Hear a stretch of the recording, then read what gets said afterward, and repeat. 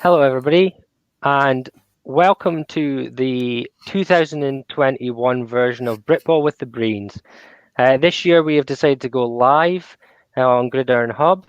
So what we'll do is, as you can see in the bottom, I'm Sean, I'm the elder brother, and on the other side of the screen is Chris, my younger brother, and we will go through the fixtures for this weekend's games. Now, as it's a new season, and we have some little extra things coming in. So if you didn't see in our intro video there, we do have a few little charities and sponsors we have this year. Now, obviously, one of them is our company, and we're not even hiding away from that. But the charities are very useful. So we're supporting two groups. We're supporting the Brain Injury Grampian, which our dad is hugely helped out by. And for people with brain injuries, they organise group days out and stuff like that to really get people out and about. The other one is something called the Feel Better Tour. I'll not say too much about it because the person will come on in a couple of weeks to speak about it. Basically, he's doing a challenge from west coast to east coast of Scotland, cycling, swimming, kayaking, and hill climbing. So he'll come on, and that's for mental health charities. So we'll get him to come on and chat to us. Now, today, we have a guest. So we've invited Craig Barnes in. So Craig Barnes is the DC for Hertfordshire, and we've invited him in for a specific reason, which we will come to at some point during this show. So without further ado, I'll invite Craig in, and we will get going. That's if my mouse works. There we go. He should be coming in anytime now. My laptop is slightly old. Hello, Craig. How are you? I'm fine. Thank you, gentlemen. Thanks for having me on the show. I've been a long-time listener and a watcher of your original podcasts, and it's great to actually sort of come on here and chat to you, even if it was the result of an ill-considered article about kits. We're saying nothing. Yeah. No, I have apologised, and I will maintain my apology is very sincere for that issue. Yes, absolutely. Yeah, I just wanted to see you squirm. So no, thank you very much for that. But no, it's a pleasure to be on here. It's great for you to come on. So obviously, you know the reason why we've specifically asked you on this week. However, we'll ask you to start with. So, how are things going this season with Hertfordshire so far? Has COVID had an effect? Are things looking good for the upcoming season?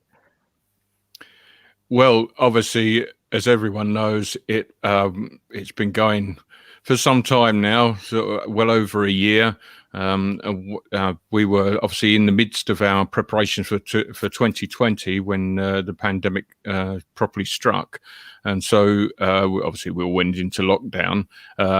Personally, for me, it was actually quite good because it meant I got to improve myself as a coach and watch lots of videos and do read books and stuff.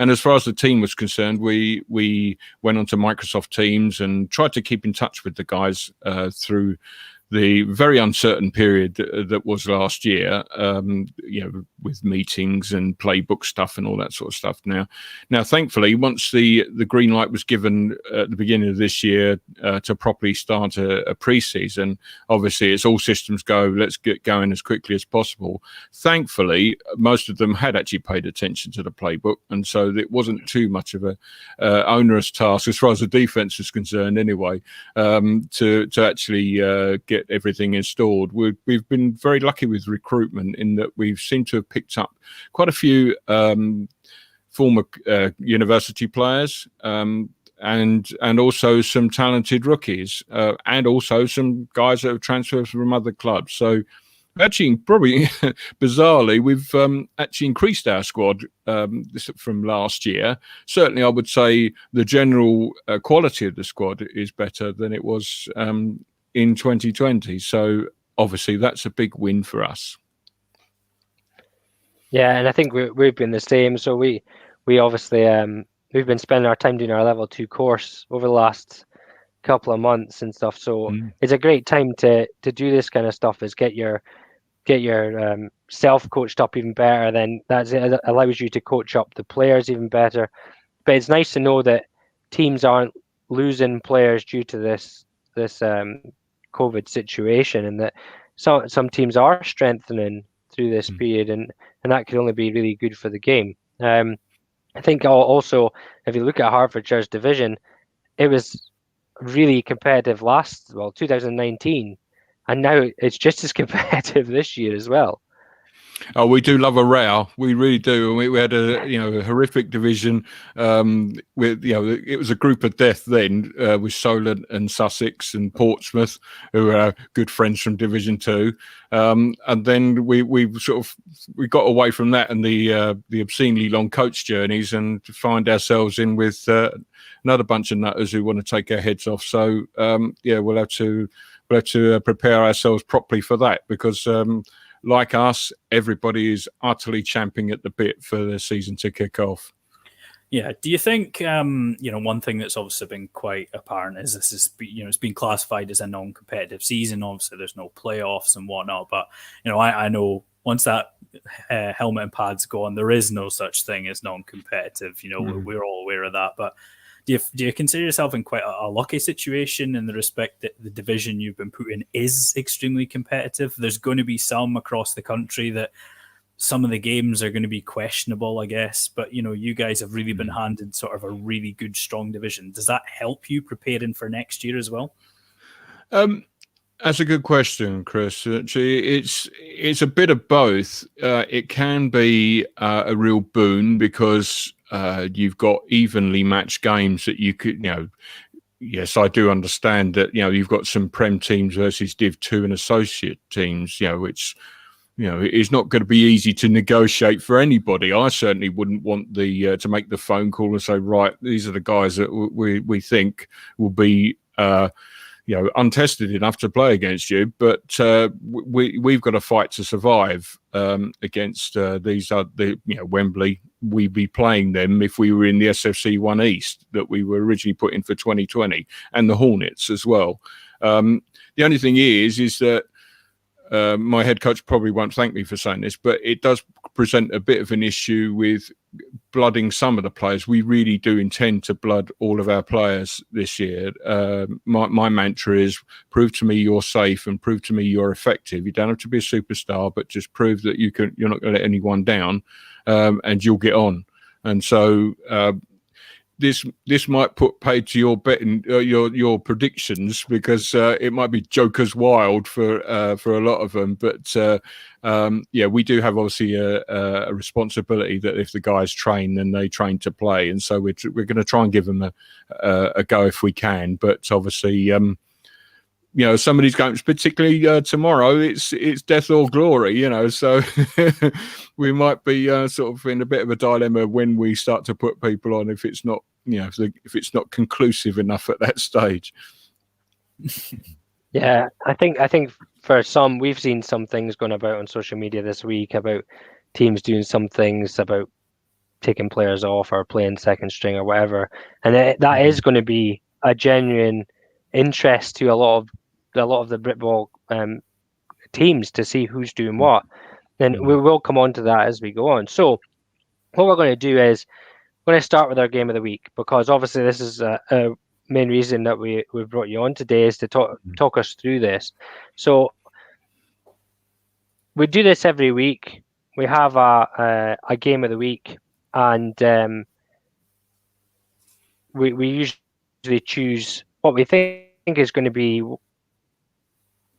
the most competitive game, or a big rivalry or something. So obviously this week there are a number of big games, but the game between yourselves and the Wembley Stallions is obviously a huge game for the Armed Forces Day.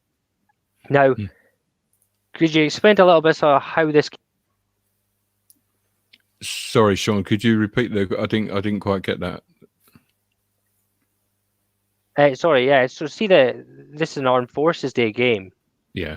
So could you explain a little bit to us how it came about? Oh, yes, of course. Well, in 2019, we could sort of say that we were obviously looking for avenues to promote the sport and promote links with other organisations and charities. And we got in contact with the National Lottery, who gave, Sport England, who gave us what's known as a legacy grant in order to promote for charitable purposes. And the charity that we decided to go for was Help for Heroes. This is partially due to the fact that we're not the only club with serving and ex-serving members of the armed forces, but we've seen rugby teams do it as well, and it seemed to be very popular. And so we thought that would be a good way to go. And so it really started to build very, very quickly in 2019. We targeted the Sussex Thunder home game as because it was in the week of Armed Forces Day, and so we built up. We got this kit that we got with the grant, and also we managed to secure some dignitaries, local commandants for the regiments, the local regiments. We got Steve Collins, a former middleweight boxing champion who sort of lived down the road from where we were. He came along to sort of be guest of honour, and we got it live streamed as well. We've just basically just tried to promote it, as a charity game, but it was sort of like just drawing it, making ourselves a little bit more visible as well. So we saw that as a win for everyone, really, and we did raise a fair bit of money around that time, and it was a great day for us, apart from the result, but the actual the event itself was very successful. Yeah, we'll be hoping that it's the same again, and it will be getting streamed again tomorrow. I think you've got an under-19 game first as well, have you? Oh yes, I need to tell you a little bit about that because I started off as a bit of a D-line consultant to the juniors and helping the usual coach. Unfortunately, he's our chairman as well, Andy Dickens, and unfortunately he had to sort of step away from it. So I took over the reins sort of full time, as it were. And I have to say to anybody watching this, please watch the juniors tomorrow. It's not a case, the children are our future and all that cliche.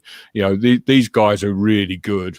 We're really sort of bearing the fruits of investing in a youth and junior program, because a lot of these kids have come through from youth. They're real cheetahs, brand loyal, as you might like to call it, but so the D-line are fantastic. They are unstoppable as a pass rush, and so they make me look really good. And after having overcome my coaching, but they will be tremendous to watch. The offense is really fast paced as well. They're well worth a watch. And of course they're playing Wembley as well, so it's got a clash of clubs, as I put on my Facebook feed. So that it's on-site production, is it? On-site production, yeah. That's right. Yeah, onside. We were very pleased that they were able to do it. They've got a fantastic record doing BAFA events and internationals and all sorts of marvelous stuff, and been working with the BBC no less. So we knew we were in safe hands with them. Yeah, I've certainly watched some of their stuff That's before. They're covering of Britball and that, for example, and they really put on a really good show. So, as you've said, get down, watch the game, watch the streams. It'll definitely be worth it. Yeah, definitely. So we're not going to make Craig choose this one. However, we will. You might know what my answer is going to be. I'd like to think. Yeah. Yeah. And so, Chris, do you have a bit of background into this? The two teams are both looking like they might be really strong this year. I'll let you go first on this one. Yeah, I mean, we know how good the Cheetahs were in 2019 in what was, as described, it was a group of death. A really strong team, put up points, look good defensively. And I kind of was just expecting the continuation of that, the build into 2020, now into 2021. The Stallions on the flip side of that, like I believe in my preseason review, the way I described them is like the perfect example of a record just not reflecting how a team played. And they were 5-5, but their average loss total points of loss was 7.8 per game in the games they lost. Like, you're talking 1-score games, slightly above 1-score games if you're wanting to be pedantic about it, like 7-point games. And they were extremely competitive. And again, what was a really tough division. I actually see this as being a bit. I was going to say I seen it going as more of a defensive slugfest, but I'm also aware that we've all had 18 months away from the football field, and mistakes can happen. So I don't know. I do see the Cheetahs winning this game, and I'm not just saying that because of our esteemed guest this evening. I did actually put that in my preseason ones, but I think this will be a cracking game, and it's absolutely going to be worth tuning in for. Absolutely. Yeah, so I was obviously. On you go, Craig. Okay, yeah. Yes, Wembley are a good side, been around a number of years and have competed in Division 1. We've obviously done our scout, we've done our prep, and we've found them to be a formidable opponent. We will have to go full power and full speed at all times to beat them. Yeah, you're right, Chris. It's I think mistakes can happen. We're not quite sure just how well-oiled a machine we are yet, but defensively we're going for it. So it will make it will make good viewing. We hope. Yes, it will be pretty feisty stuff. Yeah, and the thing is it usually takes offenses longer to bed in. So it could be very interesting. Now, for me personally, I am totally split down the middle here because if you've read any of my articles, the way Wembley ended their 2019 season, they were strong at the finish. And I think that they were competitive in all their games. And again, they were in a really tough division. So I split between this. Chris is right. This could end up being a defensive slugfest, or if the defenses aren't ready to go, this could end up being a shootout. So it's interesting to see. Now, obviously, we've got to pick one. So again, with the fact that the Cheetahs did so well in the 2019 season, having been their first season in Division 1, I do think that they will have the edge here.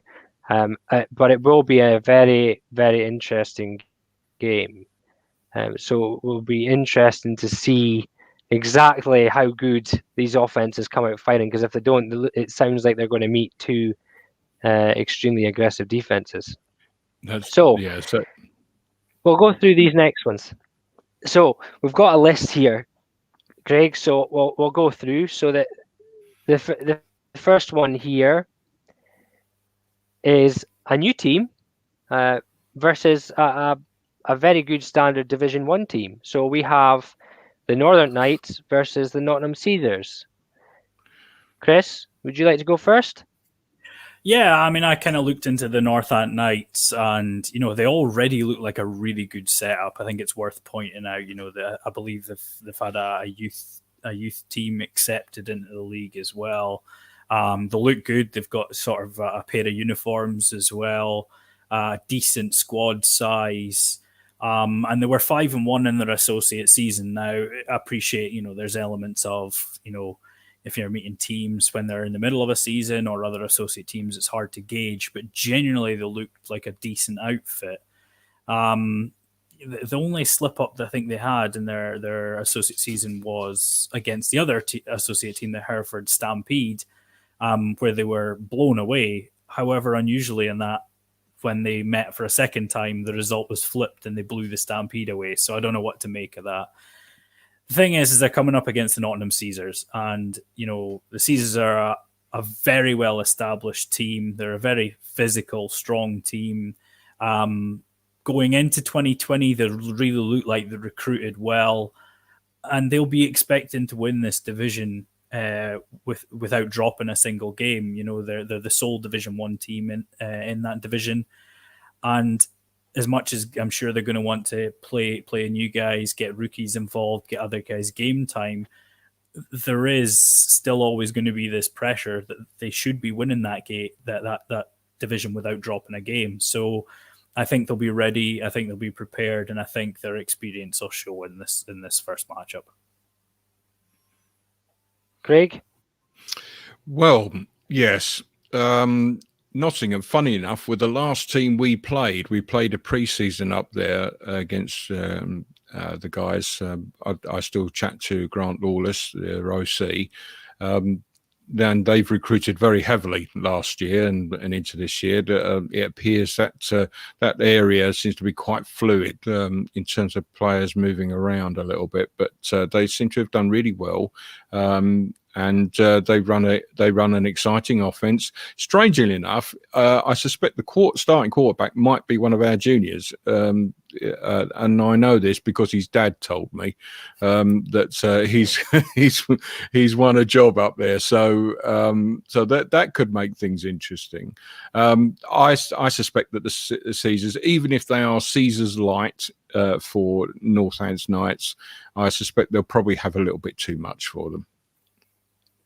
Yeah, and the funny thing you say is one of our ex-quarterbacks actually went down to play for the Caesars, but I don't think he plays there anymore. I couldn't tell you for sure. But yeah, the Nottingham Caesars are a strong Division 1 team. They're always up there in the middle of the table, pushing towards the top of their table. And really they are a physical unit. Now, one thing that I've said in recent podcasts is that the thing with Division 2 and associate teams is they tend to have 22 or 23 really good players. And if those players are on the field, it's all fine and well. But Northant look like they have a huge squad, like seriously big squad. And that could come in really handy through this whole season. However, against the Nottingham Caesars outfit, I don't think it's going to make a difference at this point.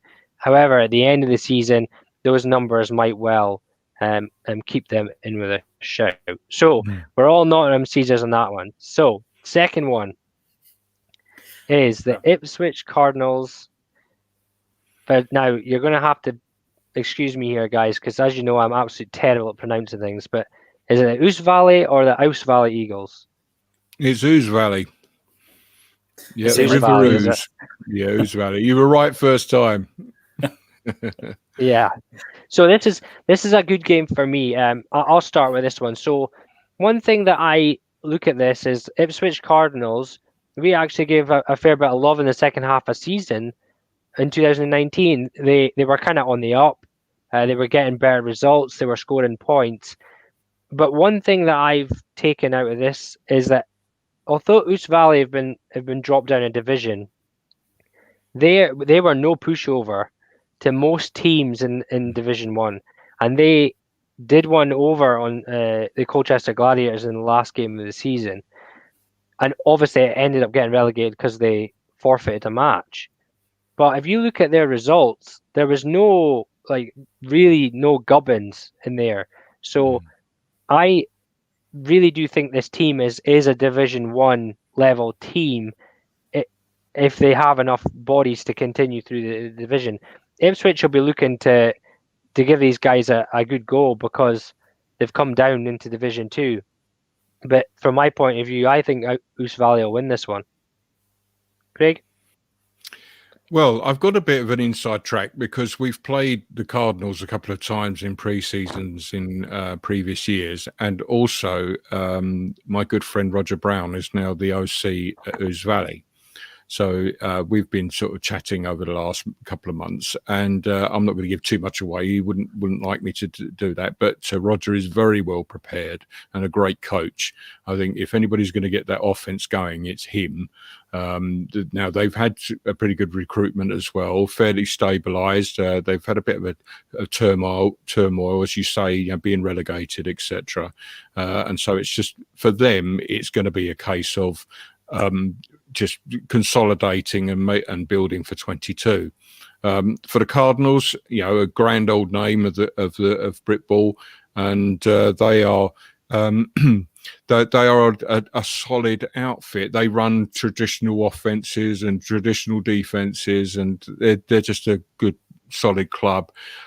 I think that Roger's going to hate me for this. I think it's going to be very tight. I don't think it's going to be a great deal of points. But I think the Cardinals might just shade it because it depends who's got. It's a bit of a cliche that it's one up front, but I suspect possibly the Cardinals' D line might be a little bit too much. But as much as I say that, I'm going to sit on the fence possibly that Ouse Valley might actually take it. But my head leans towards the Cardinals. Yeah, I mean, I think this is one of those games we're coming into, and you've got a team that's come down, you've got a team that was trying to build on the up, and it's almost like that two forces colliding moment. I believe I'm slightly unpopular in Ipswich just now after my pre-season reviews. Just as a point, I don't do anything to be controversial or anything. I go by what I can see from previous results, and they had a very good, and it sounds really bizarre to say, but they had a very strong tie against the Norwich Devils, and 33 all tie. I mean, it's madness. I mean, I can't even imagine being part of a game like that. But they also had a tie with the Essex Sabres, which I know they'll have seen as a bit of a disappointment. And I'm not sold on Ouse Valley being a relegation-worthy team. As I say, they would have survived had they not forfeited a game, which, is a major factor, don't get me wrong. But I think they've got the players there to be a decent team, and I think they'll probably win this game. Okay. So that's that one. So we're kind of split across that one. That will be an interesting game. But it will be an interesting game, and we hope that there is points, but you never know. The next one is actually a new team, another new associate team that have just come into the league. Now, Chris is going to probably be pretty fuming about this division because he wrote his article a number of times when folk kept pulling out. But we'll start with you first, Craig. Who do you like in this one?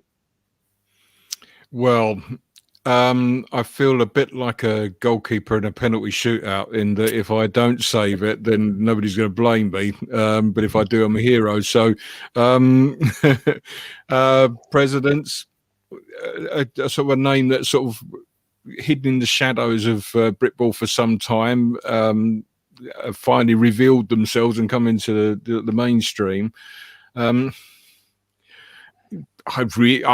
I really struggle with this one. Obviously, I have to say I'm not an expert on the football in the north. I do keep up with it, but I would say I'd lean towards Darlington, if only for the fact that they are the more established team. I know they haven't had a fantastic record in previous years, but that's not to say they're not capable, and they may well have enough. As you say, guys, these teams have got a core of reasonable players. If they can stay on the field, then they will influence it. And it's about those core guys getting as many reps as possible and hoping that they don't get injured. So I would lean to Darlington, if only because I haven't seen anything from the DC Presidents.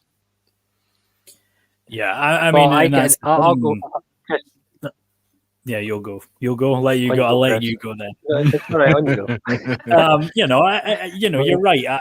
I looked back and I couldn't see any record of the Presidents playing in 2019, which, there was then an announcement, before this season started that they'd been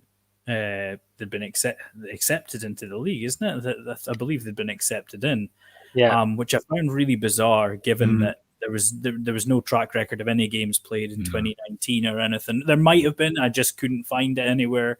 I did look, but if someone wants to hit us up and correct me on that, I'm more than happy to concede on that front. When I started out in football, which wasn't actually that many years ago, it was maybe about 8-9 years ago, there was a DC Presidents team, and they were very good. The caveat to that is that it has been a long time. Whilst in my terms, maybe 8-9 years isn't that long. That's a long time for a team. A lot of guys maybe start playing in their late 30s, and it's probably a bit much for them these days. So I don't know what to expect from the Presidents. If they've got the guys in the trenches that they had, they're going to be very hard to beat. If they don't, it's a toss-up. I don't know. As Sean alluded to, I don't want to say I'm fuming with this division, because I understand. We're still going through the pandemic, and health and the safety of the players is an absolute priority. I completely understand that. And we've got teams that have stepped out of the season. You've got the Berkshire Renegades, the Bury Saints. These teams have stepped out. I do, however, take a bit of umbrage with teams waiting until the fixtures are done and then going, nah. That kind of frustrates me a little bit, because what's happened in the past few weeks that's changed, that now you can't play all of a sudden.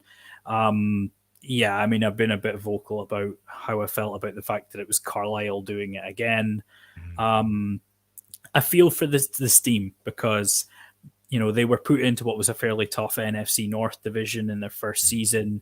3 of the playoff teams were from that division. The team that won the bowl game were from that division, and they will have been looking at the Carlisle game as a good opportunity to get themselves up and running. And then Carlisle backed out of the season.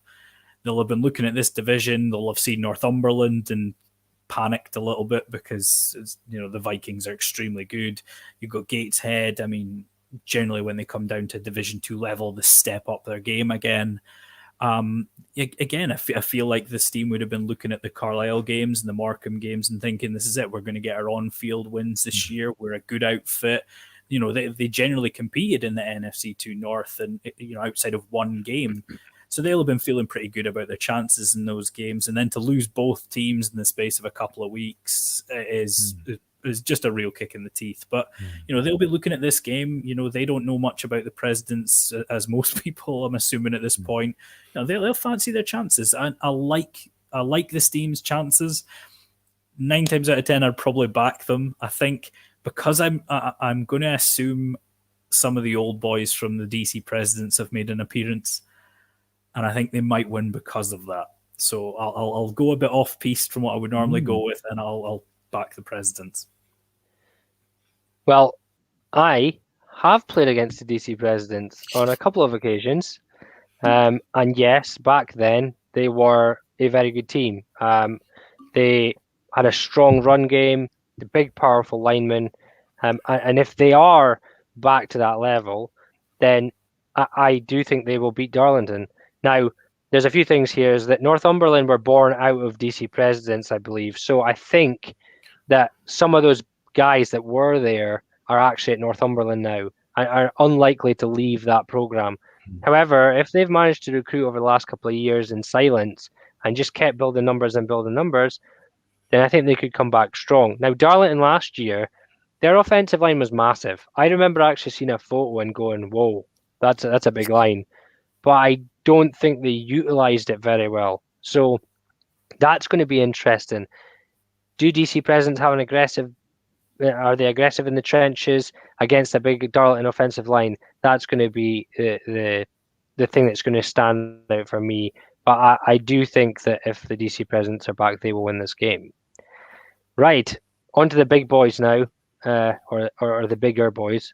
So this next one is the sole one from the London division this week. This time we have the London Blitz versus the Kent Exiles. Chris, you can lead this one off. Yeah, I mean, again, I appreciate that kind of part of what we do with the predictions is in the preseason previews is going to have us unpopular in certain circles, and I understand that. And I must point out that although I'm pretty sure I'm not going to be welcome down for a pint in Kent anytime soon, I really love the program. They're set up from top to bottom. They're a really strong team, and I like what they're doing. That doesn't necessarily mean I'm going to back them to beat the Blitz. They met twice in 2019, and the margin was 84-7 over the two games. I'm not, as good as I think the Exiles are, and I see them continuing to trend up the way, I'm not going to sit here and say I'm convinced that they're able to overturn such a humongous deficit game one. Will it be tighter than that? I think it will be. But on the flip side of that, I can see the London Blitz being really out for blood because they were disappointing in 2019. They're generally the contender team to the Warriors. It's between the Blitz and the Warriors, and the Warriors blew them away. So I think they'll be ready to go. I think there'll be a lot of competition for guys that want to step up and play for the Blitz. And I think the Blitz will win. Yeah, and really, this will be an interesting division because if the London Warriors just blow everyone out, then what does it say for Britball as a whole for it going forward? Is anyone going to be able to beat them? But I think you're right. I think the Blitz will bounce back a bit this year. Kent Exiles, as you said, have a brilliant setup, and really, I've seen that they've recruited what looked like some top players. But overall, the biggest thing for the London teams is the trenches. They are so physical in the trenches that's what separates them from everybody else.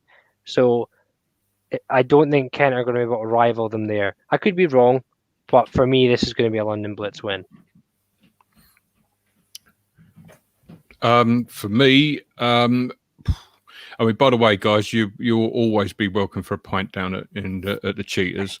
But the Exiles, to a certain extent, we sort of not modelled ourselves, but we certainly we do admire the way they've put their club together. They've got a club that's a clubhouse or a venue that is virtually theirs.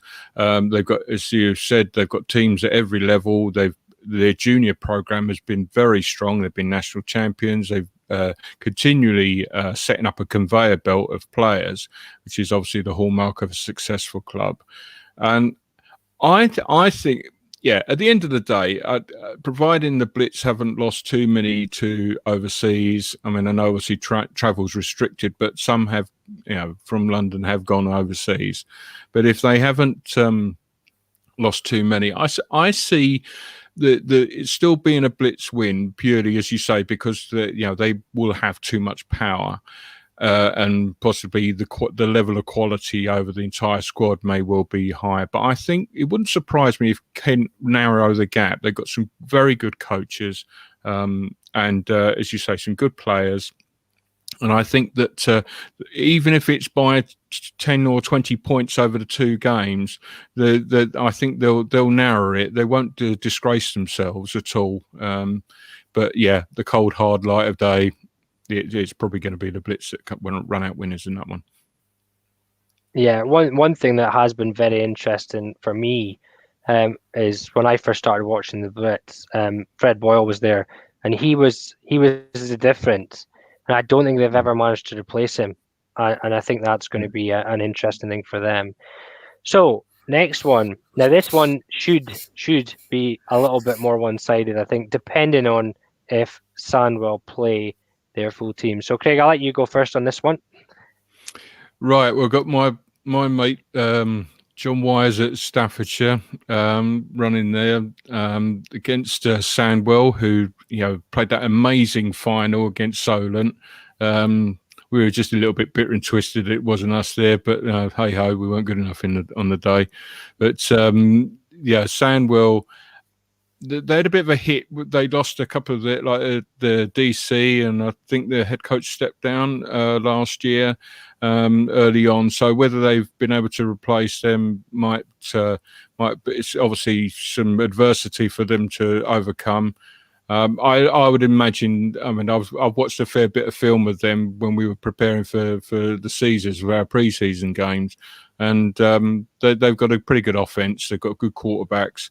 And I think they'll probably have too much, but I'm sure the Surge are working to put a bit of a surprise up. They're not particularly high scoring, if I remember rightly, as an offense. But I think Sandwell will probably carry the day there. Chris? Yeah, I mean, it's kind of the same here. This is our first example of a Premier Division team taking on a Division 2 team.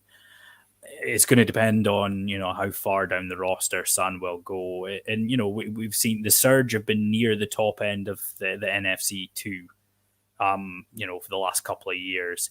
I think they'll probably feel last year, 2019 was a little bit of a down year for them.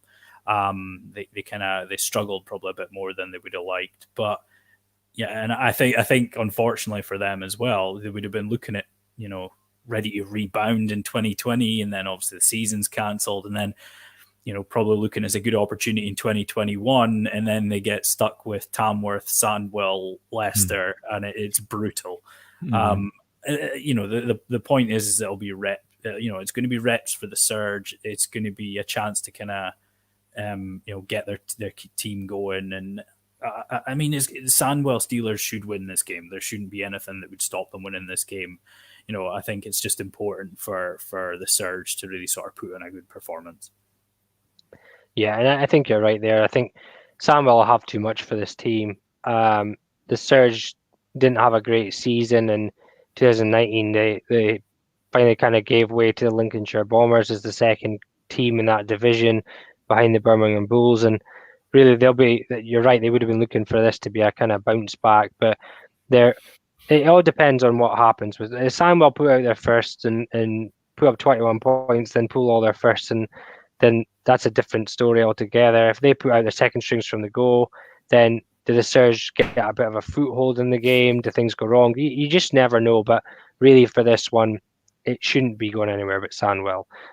The next one's a cracker.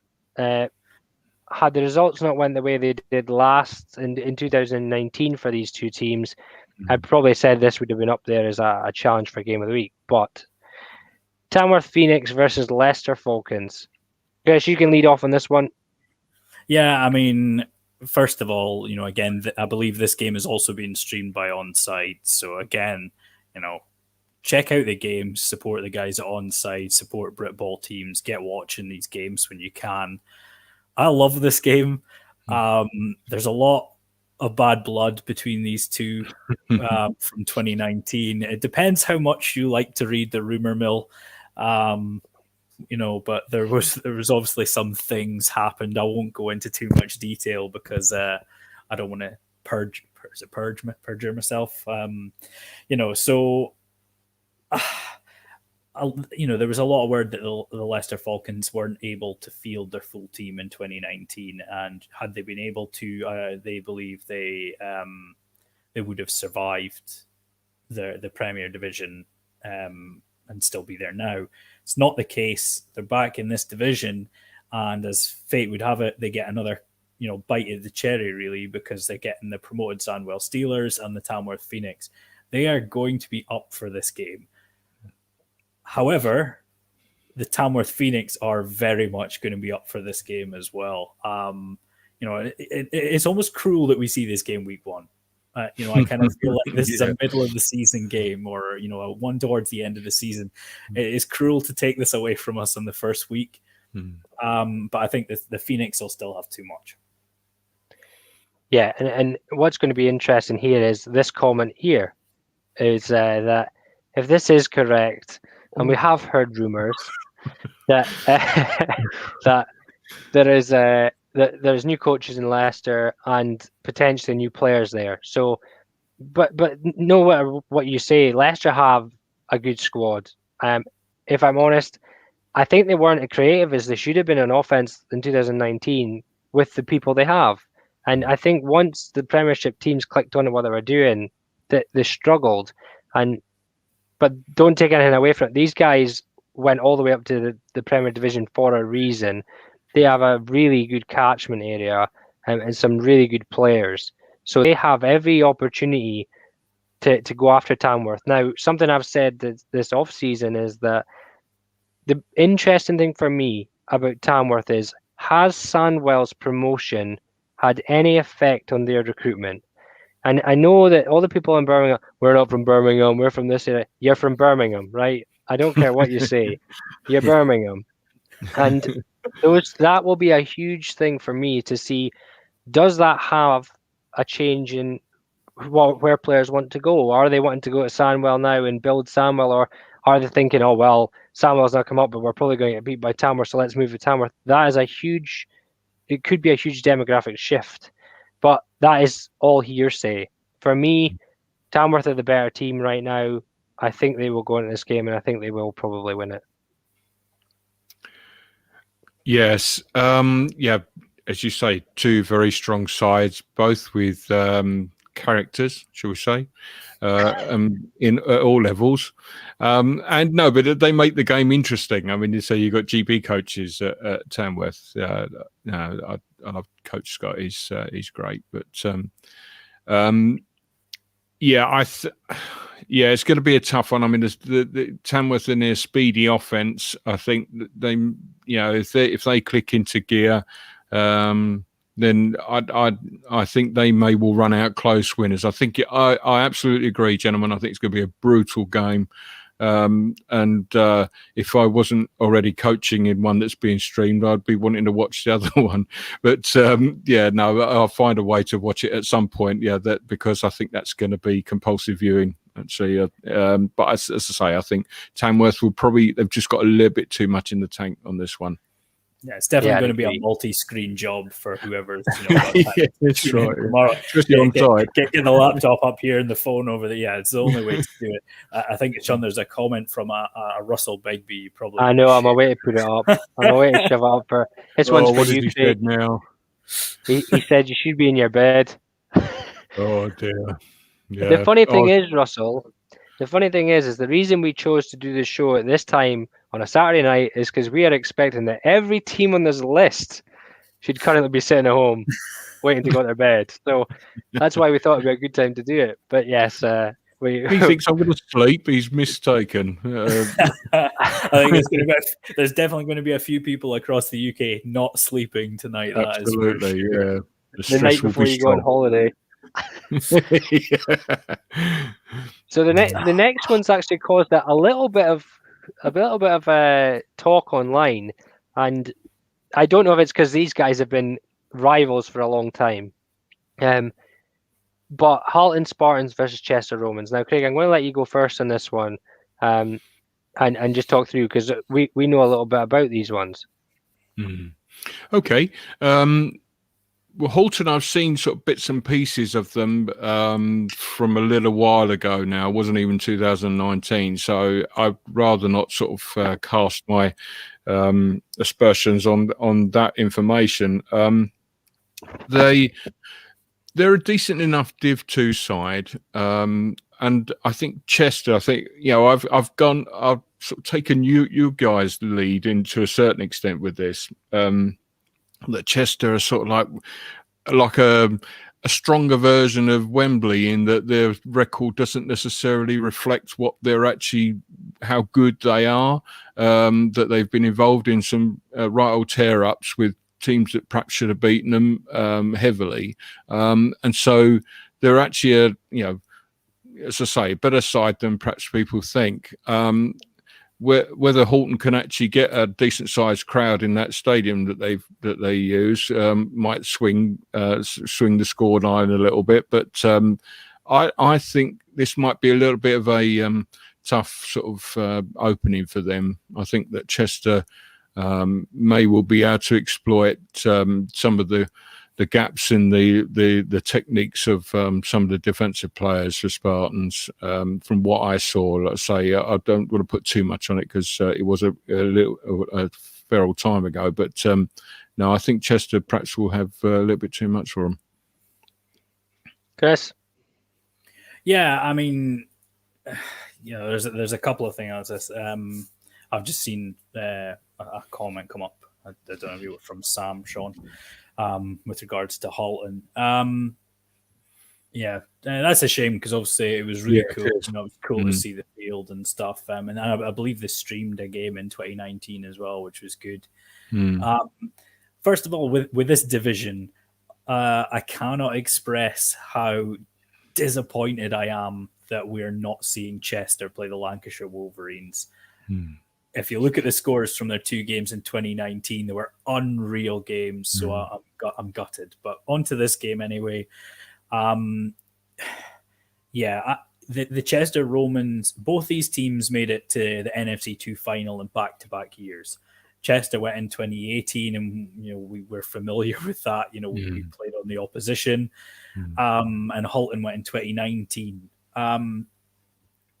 Since then, the Chester Romans seem to have just grown exponentially. Like, there can be a lot of bluff and bluster, I guess, on social media, but they shared their roster, and they had 4 quarterbacks on the roster, and I don't think I've ever been on a roster that had more than 2.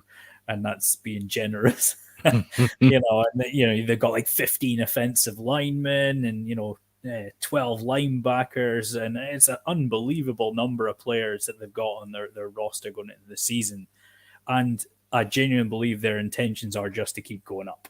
I like the Halton Spartans. We speak to some of the guys from there. And I didn't want to upset them with my previews, but as I said, you're not going to please everybody. And, I had them sort of maxing out at 2 wins this year. And despite the fact that I said that, someone said they were going to have already proven me wrong after week 1. So apparently they're going to be 3-0 after Sunday. However, ignoring that fact, I really like the Romans. We're kind of semi-familiar with the guys down there, and I think they're going to have too much. I think as much as the last time these 2 teams met, it was a 6-6 tie in 2018. They know each other. Yeah, it actually cost my kind of game. Number 1 seed. It actually cost the Romans the number 1 seed in the playoffs that year. That tie, but they're familiar, they know each other, and that means it's always going to be tighter than normal. Also, on top of that, the fact that it's the first game of the season for the first time in 18 months, and as we spoke about, defenses tend to bed in quicker. I still think overall, I think Chester will have too much. Yeah, and just before I go on, we've finally become famous, Luke. Hey! Here's the first junk comment we've ever received. And I didn't even have to take my clothes off. So one Chris is right here. Like we followed we played Chester in the playoffs a good few years before we actually met them. Was it 2 years before we met them in the final, Chris? Yeah, I believe so. Yeah, 2016. And they pummeled us into the ground, and then we adjusted and built over the next couple of years, and then we met them in the final. And in the final, they were a good team. They did not let us do anything without putting up a fight about it. And they look like they have built a big squad. They already had decent offensive linemen. They had a good quarterback with an arm. They had some good receivers, good running backs. So it'd be interesting to see if all the additional players are players that are now making their roster, like making their starter roster, or if they're just bulking out the team. And either way, that's a good thing. But if you're getting 1, 2, 3 players on each side of the ball that are new, have come in and are now starters, then that potentially boosts your team again. Halton last year. Now, I'm always careful what I say about Halton because I know they have a guy that does social media videos taking the mick, and we've been caught out by him, and I'm sure he's watching. But they had a tremendous season in 2019. They looked really good all the way through. Even in the final, through the first half, I thought they had it, and then they kind of went to I would say weird decision making in the second half, let's say, and Inverclyde just ended up running all over them. But they are a good team. However, I don't think they are going to stack up against the Romans. They have had a year in Division 1, and they look like they have built on that. So I don't see them winning this game. However, you never know. They might surprise us this season. Right. Here's one that Sam will be waiting for, Chris. The Manchester Titans versus the Lancashire Wolverines. Now, I'll go first on this one because obviously I've seen that there might be a little bit of trouble in Lancashire. And that's not the first time this has happened to them. They have had issues in the past. However, all negative aside, their website is absolutely top notch. Their kits, I think, are absolute quality, and they have decent squads, and they look like they can challenge these guys. On the other side, this is the Manchester Titans. I had them in 2019 to be the best team in the North, and I actually think that will happen again this year. I think that even though they're not playing against Tamworth and all that, I think they are the best squad. I heard somewhere they had like 30 receivers turn up to training. I don't know if that is right, but even if it is remotely correct, and that's ridiculous. They have a huge catchment area, very little competition for players, and really a really talented squad. Again, another team that we played, I think, back in 2015 in the playoffs, and they trounced us as well. So it's interesting to see what they do here. I think that there's no way they go out second stringers. I think they go out their first team, they put some points up, and then they start just rotating.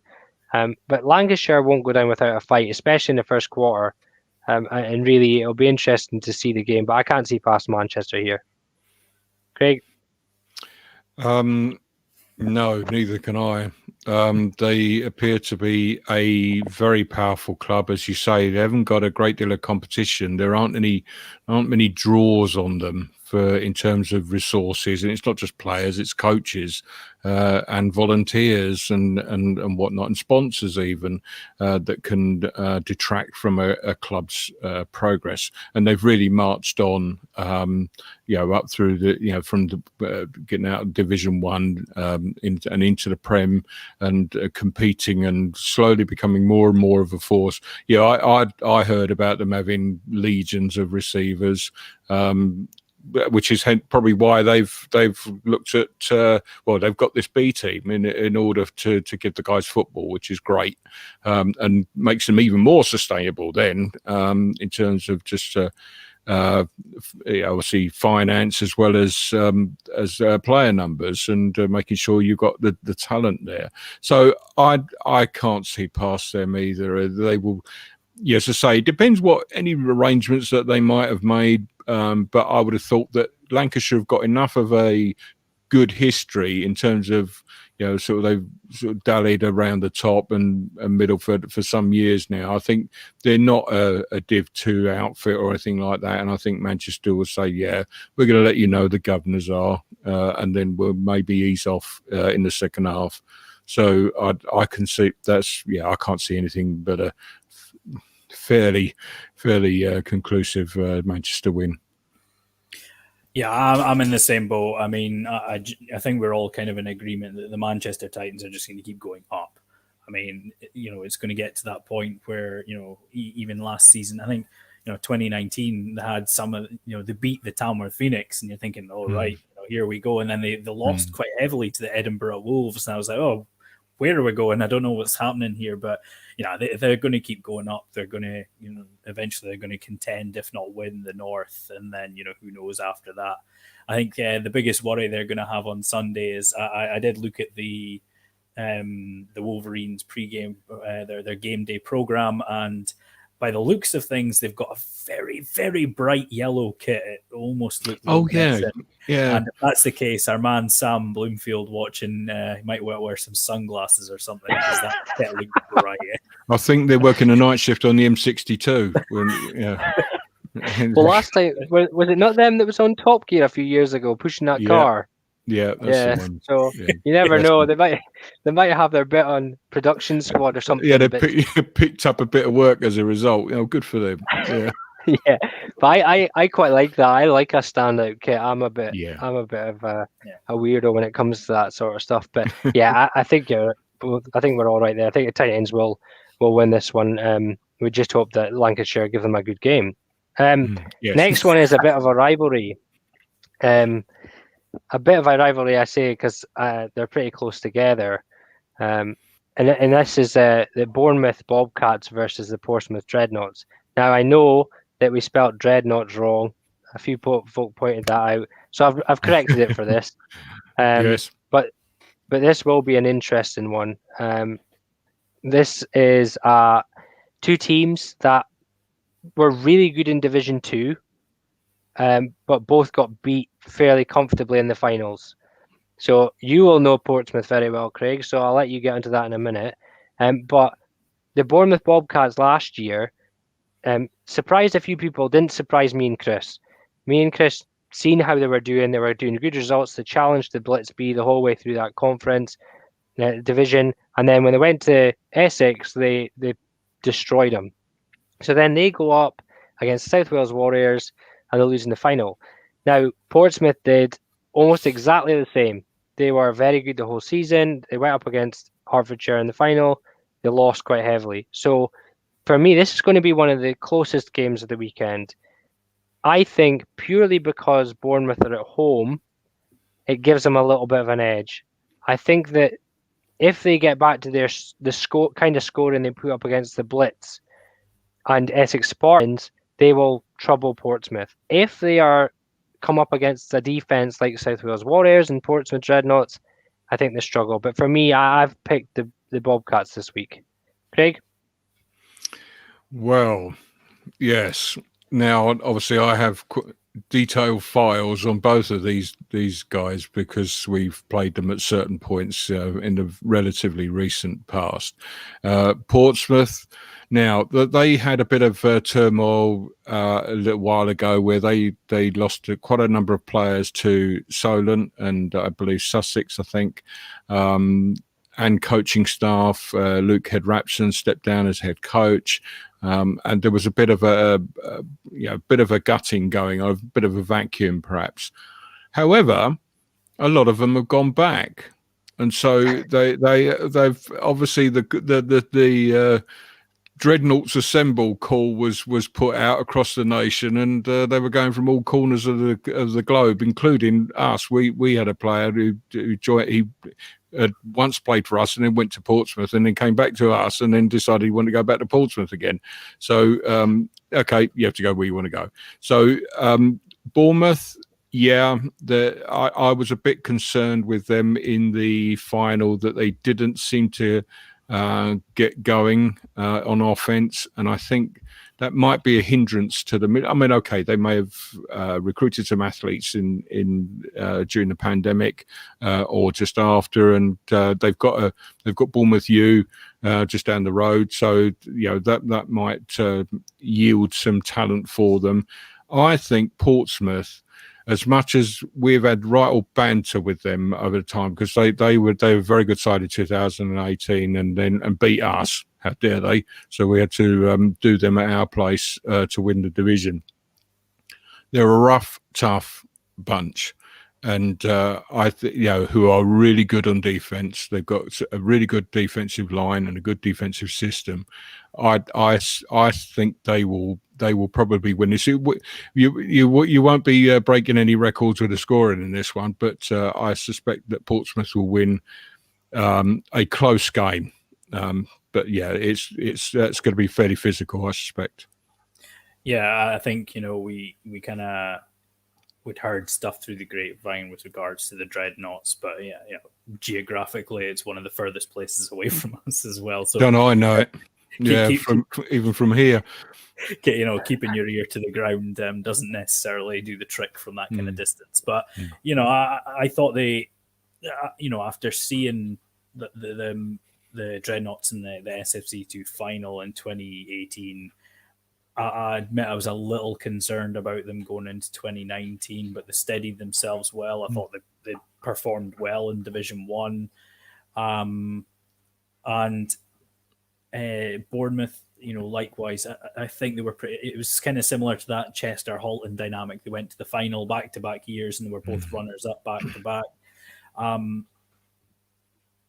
I thought a long time about going for Bournemouth in this game, but I was pleased with how Portsmouth played in 2019, so I decided to give them the benefit of the doubt and think they'll have enough to win the first game. And just in case anyone wondered, that our research is good. This is our father saying that the Bournemouth Bobcats have been around for years, and he remembers that Lawrence Dingham was a running back with them in the 80s. Now, that means absolute squat to me, Dad, I'm afraid, but I'm guessing he was a good player. Before our dad remembers him, he was probably a good player. So I was around. I was playing in the 80s, and I don't remember him. But that doesn't mean that he didn't exist, because I barely knew who I was playing with, let alone against. Dad has a bit of a photographic memory when it comes to remembering players he's played against, so he'll know. So the next game is an absolute cracker, and has been in the past, and probably will be tomorrow. And that's the Sussex Thunder versus the Solent Thrashers. Craig, I'll let you lead off on this one. Wow, yeah, this is a proper tear up.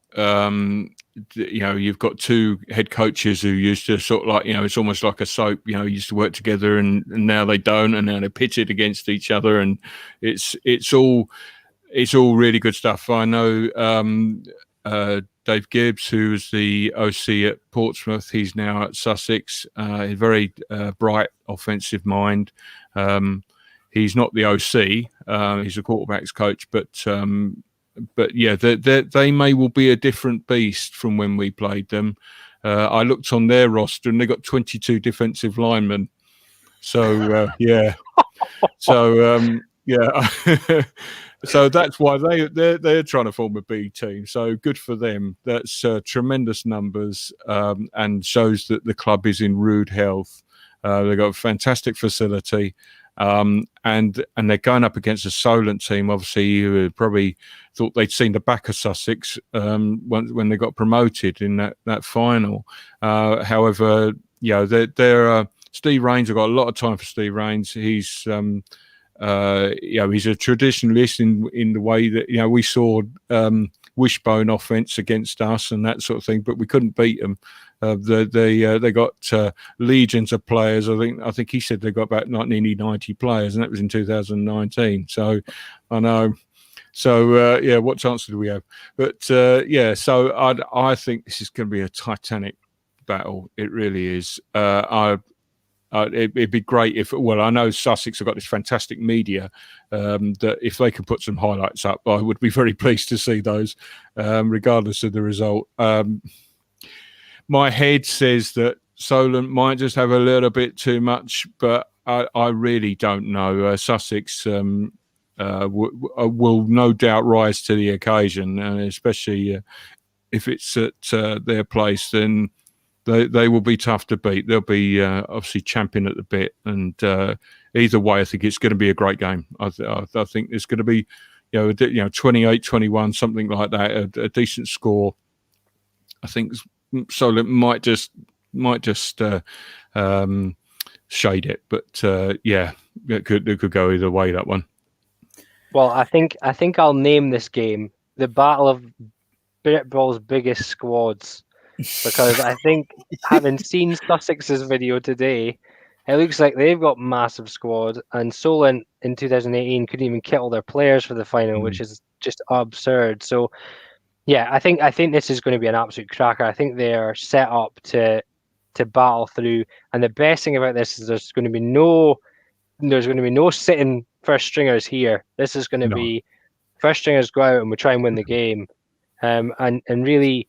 Sussex, the funniest thing for us is we watch Sussex's highlights all the time, and there's always one player, and Chris knows exactly who I mean, and every week he's on the highlight reel, and it's number 85, and I don't know if he's still there, If you're still there, please continue to provide ridiculous highlights for Sussex Thunder, because he is every week he is on a highlight reel for them, and We don't blame for him.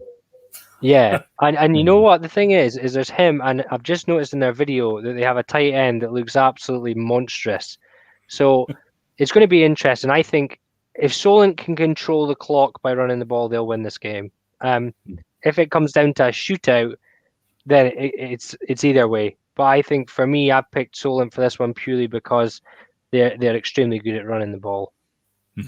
Yeah, I think if someone turned around to me tomorrow and said, "You've got a meeting with, some company that wants to sponsor the British League, but they want to see one game and you have to pick a game to send them to," this is on my list, right? Wow.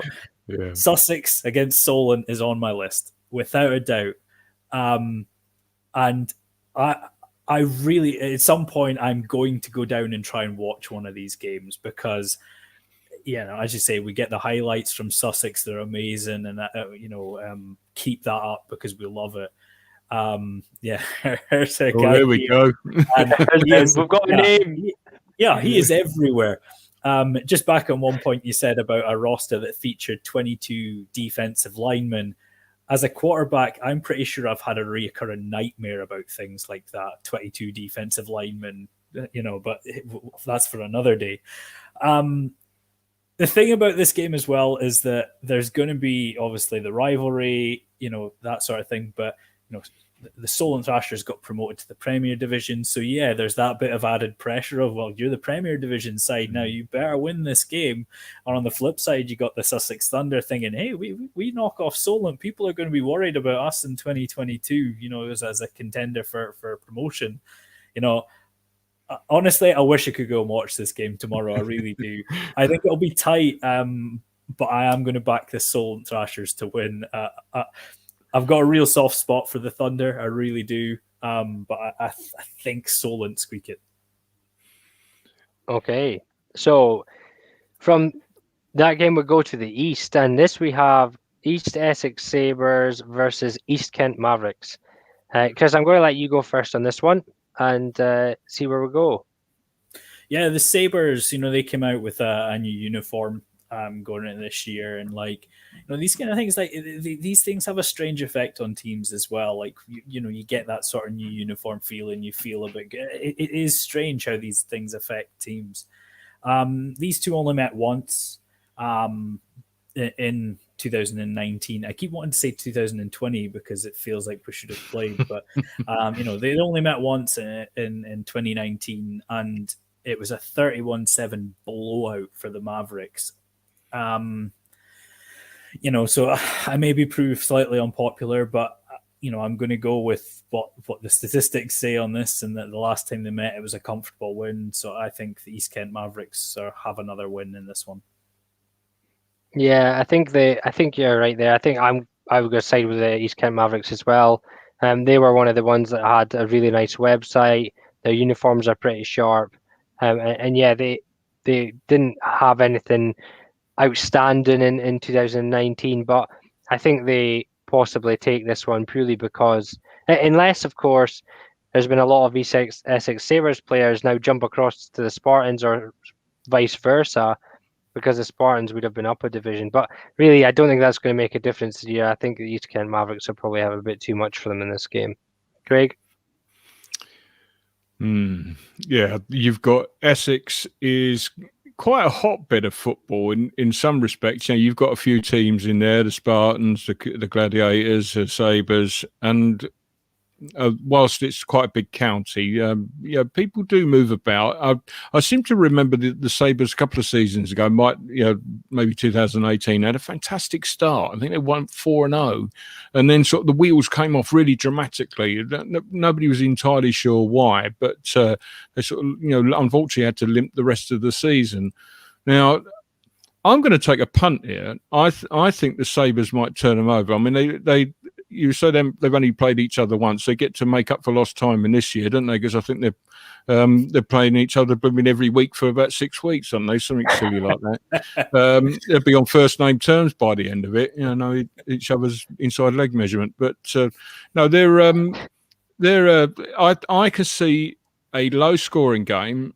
I think both offenses will struggle, but some stuff can happen. The special teams might be all right, serviceable, and then so that nicks 7 points. I'm going to take a punt. I think the Sabres can do this, if only for the fact that we're really not quite sure what's going on with either of them. But I think the Sabres, when they're on their game, I think they're capable of putting some points up. Okay, that's an interesting one. So we're on to it's good. That's one game that we're not sure about, so that's going to be a good one. This next one, is another one that, if we're honest, is miles away from where we are. However, Cornwall Monarchs. First of all, I have to apologise to them because I'm pretty sure I missed them off completely off of one of my articles, but it wasn't intentional. It's because she's changed name. So they've obviously changed name. They've rebranded. They've got a little corner down there to themselves, and really, it would be interesting to see if they can keep that. If judging by the amount of Scottish people that are going there on holiday over the next couple of weeks, if they're staying there for longer, they could see a few games for Cornwall. But they're a decent side. They've not all the results haven't went their way in the past in 2019. However, on the other side, you've got Jurassic Coast. Now, the only team that Jurassic Coast beat were the Hastings Conquerors. Now, I'm pretty sure they all hate my guts anyway, but they're probably going to hate me even more because they've just pulled out 5 days before a season. But they are hopeless. I don't think they've won a game in years. I actually want to be told which game they have won. And I think that Jurassic Coast actually turned them over fairly well in one of the games. But I just have a sneaky suspicion that Cornwall will have too much for the Jurassic Coast Raptors in this one. Craig? Russ Begbie, who messaged you a little while ago, is from the sunny county of Cornwall, and he's probably just pressed screen record to make sure that he can play my words back to me tomorrow morning. So I have to be very careful with what the prediction that I make. I'm hearing nice things about the Monarchs. That place has always been like a hotbed. I say Russ used to play from it when I played, so in the midst of time, and so they make good hard football players, and I think they'll probably just be rather too much for Jurassic Coast, who I think have really struggled to get off the ground. There's in that area you've got Torbay area, you've got the Trojans and that sort of thing, and I think there's a little bit of saturation there, and I think they're not the benefactors of that. I think that they are always unfortunate. I believe that a couple of years ago, or a few years ago, they moved into a really nice new ground. I don't know if they're still there, but which was obviously the roots of improvement. But I think as far as their team is concerned, I think the Monarchs will be just a little bit too much for them. Yeah, I think the Monarchs I think they fell on a little bit of hard times, but they went through quite a lot of change recently. Just as a side note, I've done a quick bit of research, and I believe the last time Hastings won a game was in 2016. They won twice against Maidstone Pumas, of all teams. Oh, God, the team that folded. And then reappeared. So, there is that element to it. As you kind of alluded to, Jurassic Coast have really kind of struggled to get off the ground. And I like Cornwall. I think it was a shame to kind of see them fall quite a bit, but I think they'll have rebuilt quite well. They're isolated. There's no one else down there. They're on their own, and they'll be able to recruit from the local talent. And I think Cornwall will win the game. And at least they got rid of that bloody shark logo. Like it had button eyes. Stupid shark with a button eye. Right. Okay. So that's that one. Now this one's going to get a lot of people talking, I think, because we have been. I think, Chris, I'm right in saying that we have predicted this. Either of these teams could go 8-0 or could be 4-4, say. But according to the Britball community here, they reckon that there's a 79% chance that Bristol Apache win this one. Chris, would you like to lead us off? Yeah, I mean, I was a little confused by it. I mean, everyone's going to have their own opinions on it, and we might be wrong on every single one of them. That's just how Britball works. We kind of accept that. We go with the best information we've got. They met once in 2019, and the Trojans won it 20-12. The Apache are a B team of the Aztecs, which again, we've kind of alluded to. That's a good thing, right? These teams that are building massive squads form B teams. The question with the B team is always, they had an okay season. They had a decent season in 2019. So, is that the point where the Aztecs head coach walks into the room and goes, you, and you're coming with me? And, you sort of lose that impetus from the Apache. I've backed the Trojans to win, again, just based off of their one meeting last year. The Trojans were kind of right there behind the South Wales Warriors, and will probably have been had a little bit of a celebration that the South Wales Warriors were now gone. Judging by recent social media, probably weren't the only team to be celebrating that fact. I think they'll have been feeling quite good about going on to win that division. Now, they'll be disappointed, obviously, that now we've had the cancelled season. This is a non-competitive season, as it were. But they've been given the exact same division, pretty much, that they're going to have anyway. So, this is a good opportunity for these teams to set out their stall. If you feel like you're going to be the best team in that division, you've got to go out and prove it this year so that you know what to expect and they know what to expect from you next year. And I was surprised to see so many people pick the Apache, not because I think the Apache are a bad team, but purely because, the only result available from 2 years ago was a Trojans win. So I don't know what's happened since then that everyone's so convinced that the Apache are going to cakewalk it. Well, I've got to be honest. I'm one of them. I actually think Bristol win this one. I could be totally off the ball here. However, the same way as the coach from the Aztecs goes, you, I'll become. He might also go, you, down you go. And those players might be going, I don't think so. I want to be in the Aztecs team for 2022. So they might come back saying, right, I'm going to go for it. Also, the Premier Division, the Aztecs are going to win their division. They don't need to be taking all the bet. So are they going to put some of the players? Is there going to be a better split of the players across the two teams? I think potentially. And also Bristol have just announced all that new stuff and they're all combined and there's the university stuff and all that. I think that area is only going to get stronger. So although I think this is going to be mighty close, I think this is a field goal game. But I have the distinct feeling that if Torbay are not on their best game tomorrow, that Bristol might take this one. Craig? Excuse me. As far as Bristol are concerned, the fact that they've put a collaboration up with the Filton Academy, I think could be key, because one of the reasons why B teams get set up is to blood the younger ones, to not put them in with the likes of Prem teams in their first season, unless they're real freaks of nature. So I think that. So you're gaining from all sorts of areas,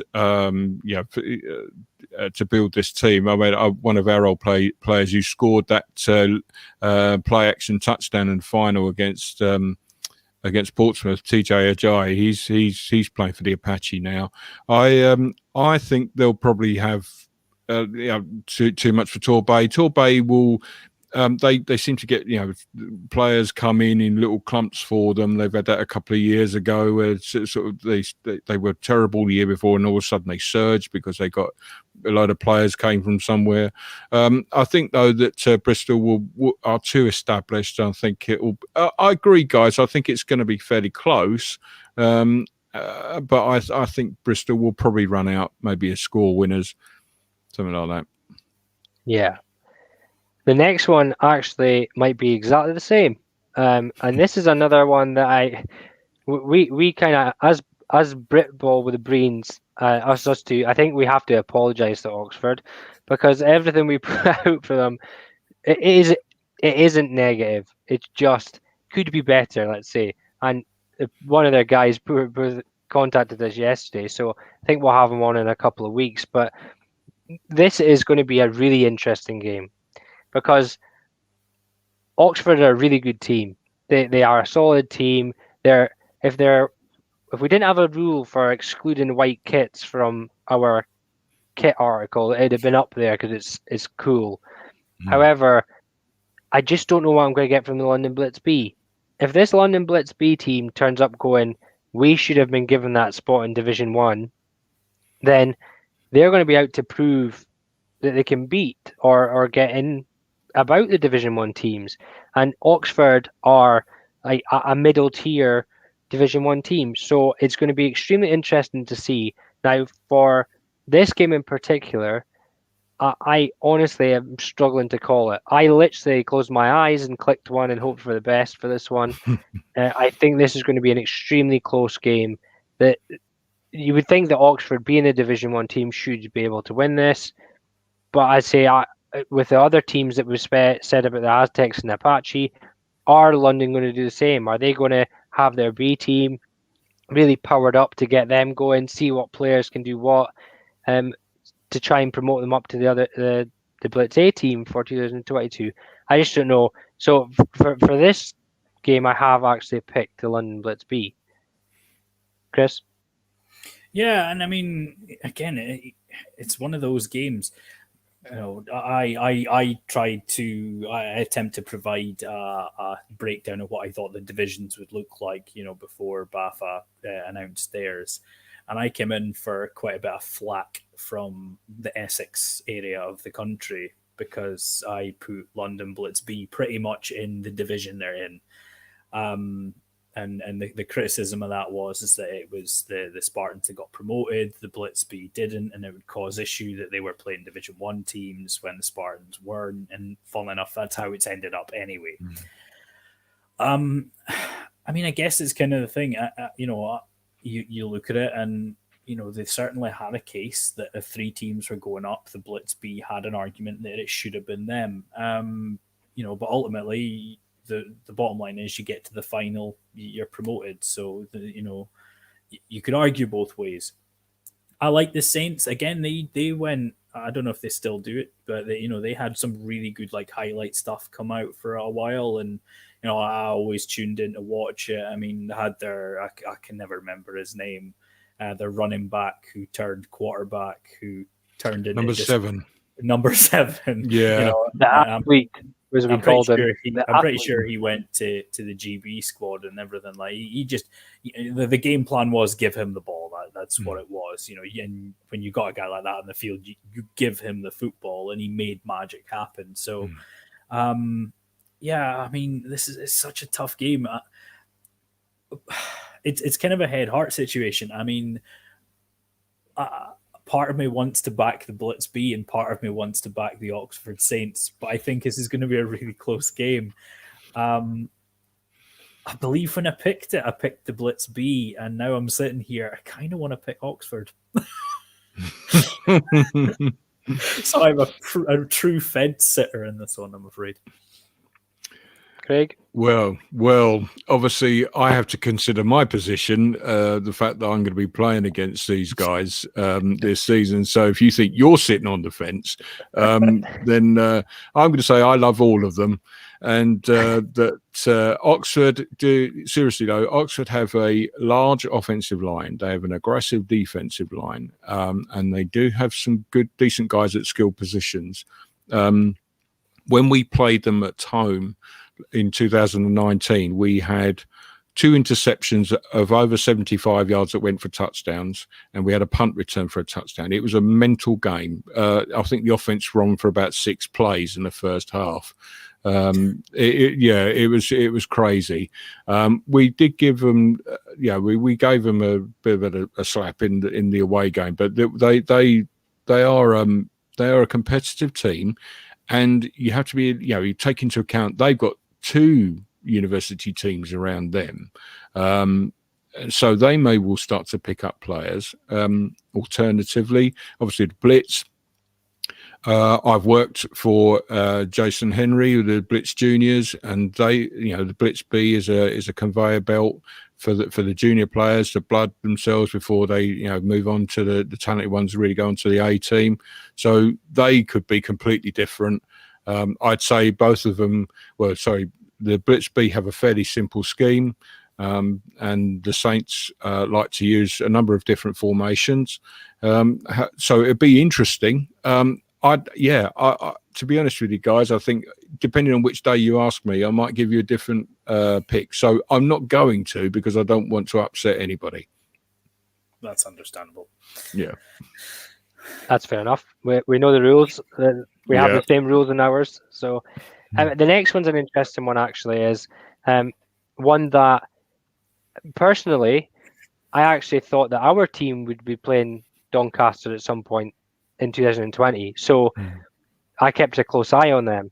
Now, from what I've just seen on their social media, their team looks humongous. And I don't mean like in numbers, in stature. They look like they have some monstrous boys. Now, they are what I would describe as a Division 1 team that are now in Division 2. They maybe need a rebuilding year to get themselves back after being, to be fair, put in divisions with brutal teams, Leicester, Sandwell, all these guys that have ended up going up divisions and in the Premiership. So they may have just been the product of being in really difficult divisions the last few years. They look like they have recruited well. They look like they are in a good position for this season, and they won't want to lose. They want to keep momentum for 2022, because the likelihood is they're going to be in a Division 2 set up in 2022. They'll want to make sure that they want everybody coming to them in that area. And really, the worst thing about that is the Humber Warhawks in 2019 started to see some improvement, started to see them beat teams they hadn't beaten before. It looks like they've got had a decent squad size. But really, for me, purely after knowing the games that Doncaster played in the past and seeing this video this morning, I can't see past Doncaster here. Craig? No, I have to agree with you. Doncaster, have got a bit of pedigree in the past, fairly recent past, of competing in Division 1. And so those players, as you've said, with other clubs, sort of hang around. They may go to different clubs and try it there, and then think, well, no, Doncaster's Donny's just down the road from me. I'll go there and go back. And so, suddenly they're a magnet again. And I think they'll just be a bit, if they're as you say they are, they've got some units in that team. That's going to start to tell. With a smaller Div 2 squad, the physical side is going to start to tell fairly quickly and decisively. And I think the Mustangs will run out winners in that one. Yeah, I mean, I think the thing that stands out on this one, and probably why I don't know the exact percentage, but people have sort of plumbed towards Humber in this one, is like 2019 was brutal for the Mustangs. I mean, kind of as brutal as it gets, 20 points scored, 457 conceded, a forfeit, those numbers are horrendous. And I think they really suffered. Now, don't get me wrong, they were in a division with Chester and Sandwell and Shropshire and Lancashire. And again, you're looking at a division and thinking, that is such a tough slate of games. Yeah, there's some offense in there. Oh, there's a lot of offense in there. And sort of you look at it and it's hard to kind of gauge how much a team can recover from that sort of season. But we know what it's like. Teams drop down, and some of the older guys that maybe used to play and weren't sure. It's kind of that look down at the pub. It's kind of like, oh, right, go on then, just one more, and like they come back, and all of a sudden you find that these squads have got sort of 40 players again, and some of the old gang back together, and they become really good again. And if that's the case for Doncaster, then they're going to be a good side this year. as Sean kind of alluded to, Humber have made some good strides, that they're getting there.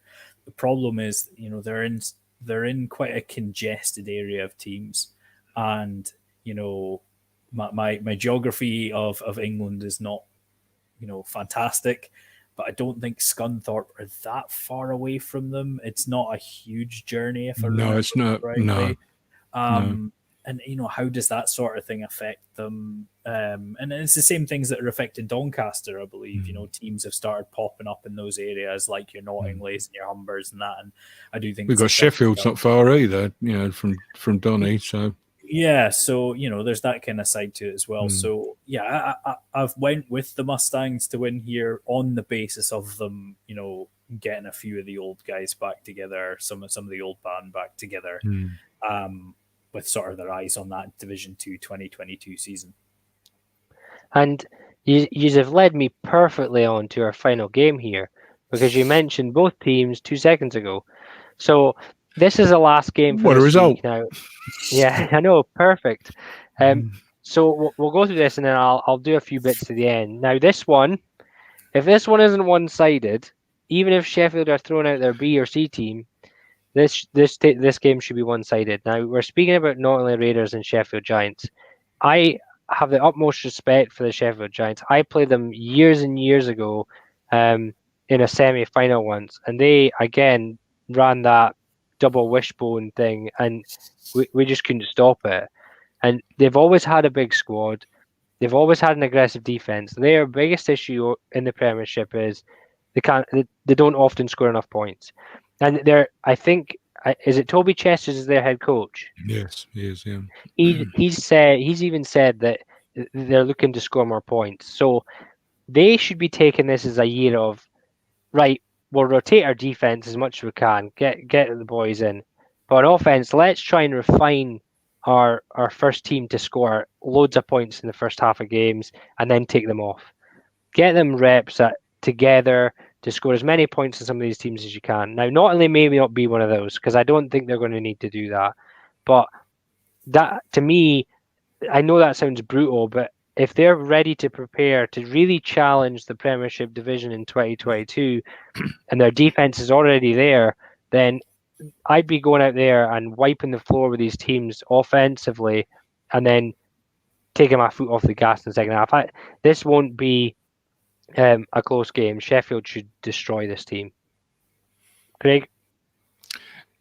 Yes, I think just by looking at the names really and knowing where these teams are situated in the hierarchy, you can't really look to go past Sheffield. They may well decide that. I agree. If they're looking to refine their offense, they're going to want to see how it executes, and I think they could rattle up some points. I do fear for these small teams because, say, they're just going to get blown off the ball. I mean, when we played Hastings in that record-breaking game, it was, they bless them, they tried to play to the end, and I dare say, the Raiders will probably do something similar, but I can't see what a lot of good that can come out of it for them, other than perhaps if they score, and then they might say, well, yeah, that was a win for us. The coach will be frantically trying to arrange goals for them that don't involve the Giants, just goals for them to perhaps get through without too many life-threatening injuries, I think would be a start. But those Sheffield, I think that they're going to be fairly convincing winners.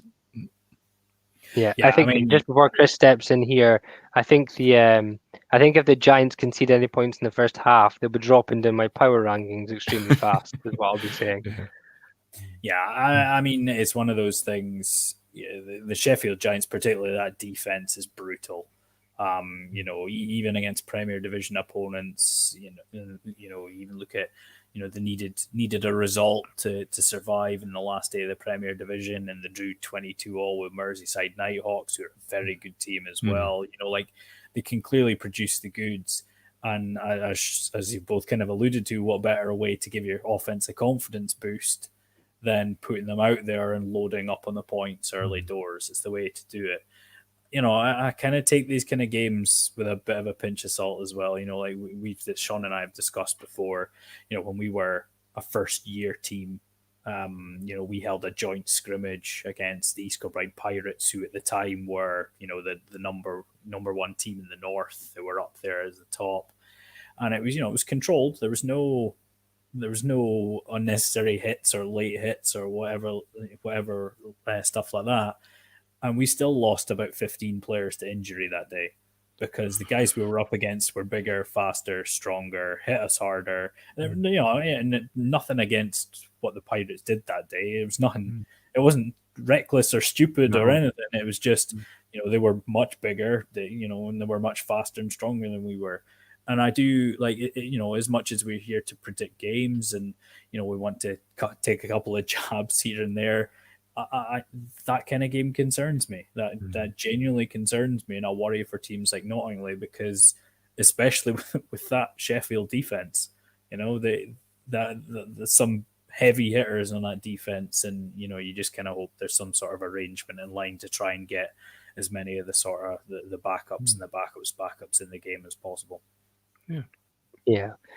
Okay, guys. So we've got to the end there. We've done our selections.